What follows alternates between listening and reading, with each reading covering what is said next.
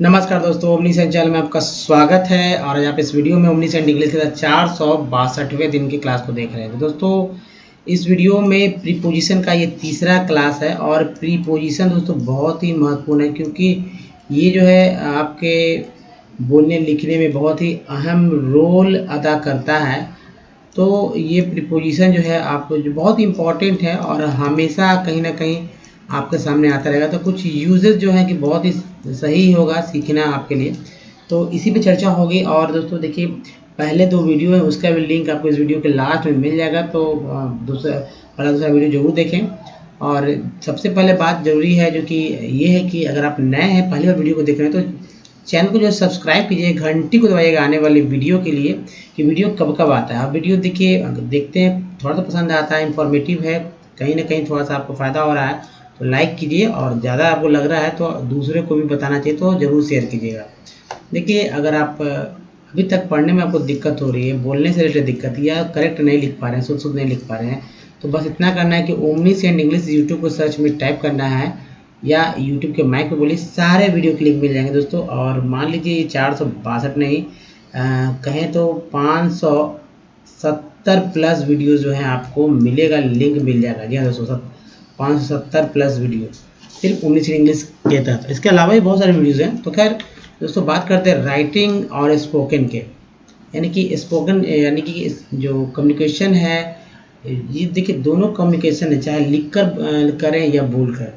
लेकिन एक्चुअली होता क्या है कि जब हम लोग जब स्कूल कॉलेज से जब पास आउट हो जाते हैं, तो इतना तो सक्षम हो ही जाते हैं जो जानते हैं इंग्लिश, कि लिख लेते हैं लेकिन वो बोल नहीं पाते हैं। कभी कभी ये होता है कि लिखते भी हैं लेकिन करेक्ट नहीं लिख पाते हैं, बस लिख लेते हैं। दूसरे को जो नहीं जानते हैं, अच्छा इंग्लिश नहीं जानते, तो वो लगता है कि भाई इंग्लिश लिख रहा है, लेकिन जबकि ऐसा नहीं है। अच्छे अच्छे स्कूल से पढ़ के भी बहुत करेक्ट लोग नहीं लिख पा रहे हैं। तो सब कुछ सीखेंगे बिल्कुल ग्रामेटिकल, और फिर भी जो बहुत ही इजी और आसान तरीके से। तो दोस्तों, सब कुछ सीखेंगे, आइए सीखते हैं। और देखिए, क्योंकि यूजेस ऑफ सम प्रीपोजिशन है, कुछ प्रीपोजिशन की बात हो रही है जो कि इम्पॉर्टेंट है। तो एक बात जो है, इसलिए मैं यहाँ पर ला रहा हूँ, पॉइंट ऑफ टाइम और point of period of time. दो चीज़ को समझ लीजिए, क्योंकि प्रीपोजिशन में बहुत ही इंपॉर्टेंट रोल अदा कर रहा है। तो भले ही कोई और प्रोविजन हो किसी के साथ नहीं लगता हो, लेकिन ये कहीं ना कहीं आपको समझने के लिए बहुत ही ज़रूरी है। अब देखिए, पॉइंट ऑफ टाइम का मतलब क्या है, यानी कि अगर यहाँ पर मान 24 घंटा होता है ना, 24 घंटे अगर होते हैं, तो उसका कोई एक घंटा जो है पॉइंट हमारा है। जैसे कि 1 से लेकर 12 बजते हैं रात दिन, और 12 से सुबह जो है का दिन का 12 होता है, तो 24 घंटे का होता है, 12 घंटे का। तो उसमें से 5 बजता है, 10 बजता है, 3 बजता है, 12:30 बजता है। तो ये क्या है, पॉइंट है ना। टोटल 24 घंटे की बात नहीं हो रही, किसी विशेष घंटे की बात हो रही है, किसी विशेष समय की बात हो रही है। उसी तरह 2 जनवरी, 31 जुलाई, 21 दिसंबर आदि, ये क्या है। अब 12 महीने हैं, 12 महीने कह लीजिए, या दोस्तों कहिए कि 365 डे, 365 डेज की बात करें, तो उसमें से एक खास दिन की बात हो रही है, खास, ठीक है। तो वो हो गया पॉइंट ऑफ टाइम। तो जब ये समझिए कि पॉइंट ऑफ टाइम क्या है। अब देखिए पीरियड ऑफ टाइम क्या है, जैसे पूरा दिन, पूरी रात, है ना, पूरी रात, दिन भर, आज से कल तक 10 बजे सुबह से 10 बजे रात तक, 2 जनवरी से 31 जुलाई तक, ये सब क्या है दोस्तों, ये सब है कि एक पीरियड बता रहा है। यानी कि दिन तो है लेकिन पूरा दिन, रात तो है लेकिन पूरी रात, छोटा सा कोई टाइम नहीं, उसमें कोई स्पेसिफिक नहीं बताया कि हाँ इतने बजे, 2 बजे, 3 बजे, 4 बजे, ऐसा नहीं कुछ। दिन भर है तो पूरे दिन की बात हो रहा है, रात से कल पूरा एक ड्यूरेशन, एक टाइम, यानी कि यहाँ से बात हो रहा है यहाँ तक का, जो कि एक समय का ड्यूरेशन है, काफ़ी लंबा समय, इसे पीरियड ऑफ टाइम बोलते हैं। तो यही है, समझिए, क्योंकि जब आप पहला क्लास देखेंगे तो भी समझ में आएगा कि इसके बारे में मैंने बताया क्यों। तो आइए हम बात करते हैं। तो विद, वाई, फ्रॉम, ये प्रिपरेशन में जो कि हमारा तीसरा क्लास है, और इसमें बहुत ही बेसिक है दोस्तों, क्योंकि विद, वाई, विद का चर्चा तो पहले भी हुआ था, लेकिन विद, वाई, फ्रॉम का चर्चा एक साथ देखिए। यहाँ पर तीनों का अर्थ होता है दोस्तों से मीन्स क्या होता है, फ्रॉम मीन्स भी से होता है, और विद मीन्स भी से, और बाय मीन्स भी से। कैसे यूज करेंगे ये जानिए। और देखिए, कभी भी आप ना भूलेंगे, ये तो पक्का मुझे लगता है, क्योंकि अगर यूज करना जान जाते हैं तो पक्का ही आप कभी लाइफ में नहीं भूलेंगे। देखिए, विद, वाई, फ्रॉम, तीनों का अर्थ से है, पर क्या, जो है यूज जो है प्रयोग जो है वो भिन्न है, प्रयोग में जो है भिन्नता है। क्या है? भिन्नता। जैसे विद को लेकर चलते हैं हम लोग और विद पे बात करेंगे, उसके वाई पे फिर फ्रॉम पर। तो देखिए यहाँ दोस्तों विद का अर्थ होता है साधन, यंत्र। यंत्र का मतलब इंस्ट्रूमेंट से है, म्यूजिकल इंस्ट्रूमेंट से है, यंत्र है। तो विद का इंस्ट्रूमेंट आप समझ लीजिए यंत्र। तो इसको दिखाने के लिए होता है विद का एक यूज ये है। एग्जाम्पल किस समझते हैं, जैसे कि he killed the snake with the stick. With the stick, उसने सांप को डंडे से मारा। तो ये हमारा क्या है? ये हमारा है प्रीपोजिशन विद। तो आप समझ रहे हैं कि विद का मतलब साधन है ना, साधन के सेंस में यहाँ पर लिया गया है। चलिए नेक्स्ट देखते हैं कि और साथ दिखाने के लिए भी विद का प्रयोग होता है। साथ है, हम लोग एक साथ हैं, इस तरह से बात बोलते हैं ना, हम साथ साथ हैं। चलिए Ram went with Shyam. Ram went with Shyam कहने का अर्थ है राम जो है श्याम के साथ गया। तो यहाँ पर विद बहुत इजी रूप से आप देख रहे हैं कि साथ दिखाने के सेंस में भी। तो दो बात हो यहाँ पर आपने यहाँ देखा विद के लिए, एक तो साधन यंत्र के लिए, दूसरा साथ दिखाने के लिए। सेंटेंस जब आप बनाते हैं कहीं भी विद का प्रयोग देखते हैं तो आप इस बात को नोट करेंगे कि यहाँ साधन यंत्र है या नहीं, साथ कहीं सो दिखाया जा रहा है या नहीं। चलिए नेक्स्ट देखते हैं। और सी देखिए, ये भी हो गया अधिकार दिखाने के लिए, क्या राइट्स दिखाने के लिए भी विद का प्रयोग होता है, राइट्स। तो जैसे एग्जांपल है the book is with is with me. The book is with me, किताब मेरे साथ में, यानी कि किताब जो है मेरे पास है, इस तरह से भी आप बोल सकते हैं, या साथ में है, किताब मेरे पास भी है। तो सेंस को पकड़ना होगा, यानी अधिकार में है। अब देखिए डी है विरोध जब दिखाने के लिए, विरोध दिखाने के लिए भी विद का प्रयोग किया जाता है। जैसे the you are displeased with me, you are displeased with me, यानी तुम जो है मुझसे अप्रसन्न हो गए हो, तुमने मुझे अप्रसन्न किया है। ऐसे भी बोल सकते हैं तुमने मुझे अप्रसन्न किया है। तो चलिए ये हो गया दोस्तों, आपने देखा यहाँ पर विद का योग। अब देखते हैं वाई के साथ वाई का प्रयोग। देखिए तो वाई का प्रयोग जो है पैसिव वॉइस में मूल कर्ता सब्जेक्ट के लिए होता है, वाई। अब इसे पैसिव वॉइस का मतलब जैसे यहाँ मैं बताता हूँ, तो एग्जाम्पल के रूप में समझते हैं कि जैसे यू आर बीटन बाय मी। देखिए ये जो है सेंटेंस जो है पैसिव का है। जैसे कि आई बीट यू, हम लोग बोलते हैं ना I beat you, I बीटेड you, या आई बीटन, जो भी है, आई बीटन यू, जो भी कर सकते हैं आप। तो आई बीट यू का मतलब होता है, आई बीट यू का मतलब होता है, यहाँ पर सेंटेंस को पकड़ना है।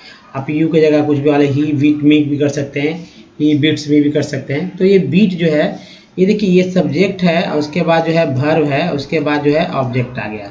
जबकि यहाँ पे आपको वैसे ही है, लेकिन जो यहाँ बात सीधा कहा कि इसको मैंने तुम्हें मारा, तो जैसे कि तुमने मुझे मारा है ना, जैसे ही बीट्स मी, तो यहाँ पर हो जाता है ही बीट्स मी, उसने मुझे मारा, बात ये रहता।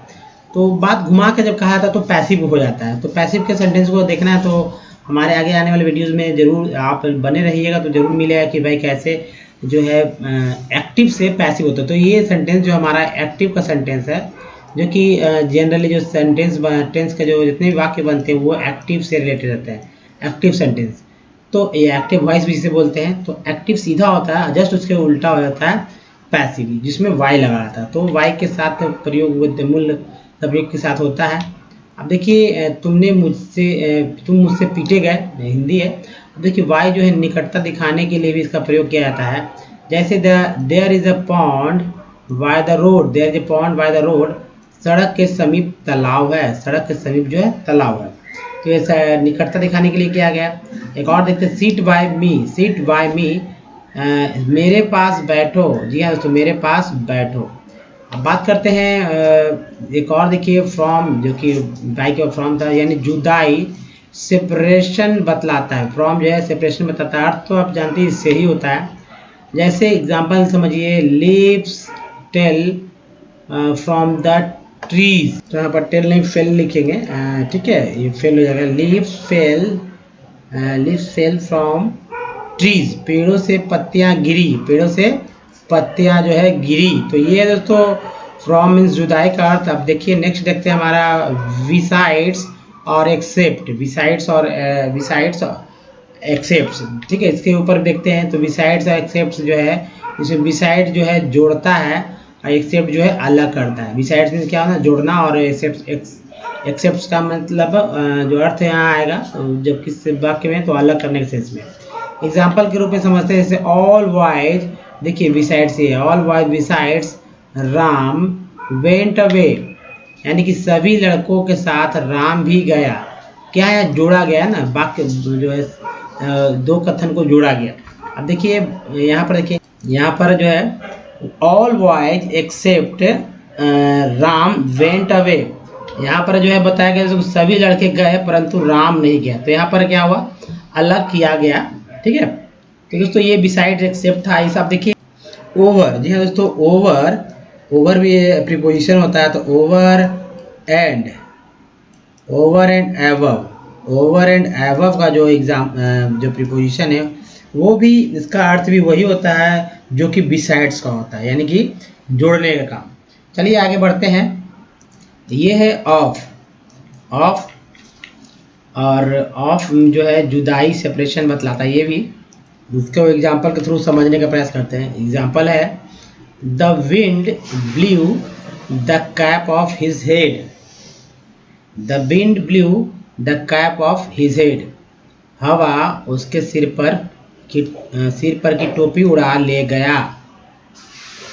नेक्स्ट है he shots went off the mark, he shots went off the mark, गोली निशाने से हटकर लगी, गोली जो है निशाने से हटकर लगी। चलिए नेक्स्ट देखते हैं तो, और ये है हमारा अंडर और बीनीथ है। इसका अर्थ होता है नीचे, नीचे के अर्थ, अंडर या बीनीथ दो अलग अलग हैं। अब देखिए ही क्रश्ड अ वर्म अंडर हिज फीट, उसने एक कीड़े को अपने पैर के तले कुचल डाला। ये देखिए यहाँ पर जो अंडर लगा हुआ, अंडर का मतलब नीचे से है ना, नीचे से। अब दूसरा देखिए इट इज़ अ बीनीथ, यहाँ पर बीनीथ जो है हमारा ये भी प्रीपोजिशन है, इसका मतलब नीचे से होता है। His dignity to earn money black marketing, तो दोस्तों it is a beneath his dignity to earn money black marketing, मतलब है इसका दोस्तों कि चोर बाजारी से धन कमाना उसके सम्मान से घटिया काम है, उसके सम्मान से जो है घटिया काम है। अब बात करते हैं एक और, नॉट विथ स्टैंडिंग का, नॉट विद स्टैंडिंग, इसका अर्थ रहते हुए होता है। और देखिए इंस्पाइट ऑफ का भी प्रयोग ऐसा ही कुछ है, यानी कि इसका भी अर्थ रहते हुए भी होता है। तो दोनों का अर्थ एक ही है, रहते हुए भी। एग्जाम्पल देखिए तो नॉट विद स्टैंडिंग के साथ, he can walk up to a station with notwithstanding his weakness, he can walk up to a station notwithstanding his weakness। बहुत ही ध्यानपूर्वक देखिएगा। और हिंदी अर्थ है कमजोरी के रहते हुए भी, देखिए कमजोरी के रहते हुए भी वह स्टेशन तक जा सकता है। तो ये है not with standing his weakness. तो यहाँ पर इंस्पाइट ऑफ भी हम लोग यूज़ करते हैं, इंस्पाइट ऑफ। तो याद रखिएगा दोनों का अर्थ एक ही है। दोस्तों जो है इस वीडियो में यहीं तक है। ये वीडियो कैसा लगा मुझे बताइए, अगर अच्छा लगा तो प्लीज़ लाइक कीजिए, शेयर कीजिए, क्योंकि बहुत छोटे छोटे वीडियोज़ है और ये बहुत इंपॉर्टेंट है। ये तीसरा पार्ट था हमारा प्रीपोजिशन का। अगर पहले दो पार्ट को देखना चाहते हैं तो दोस्तों सबसे पहले क्या करना होगा कि यहाँ पर और यहाँ वाले वीडियो को देखिए, वो मिल जाएगा लिंक।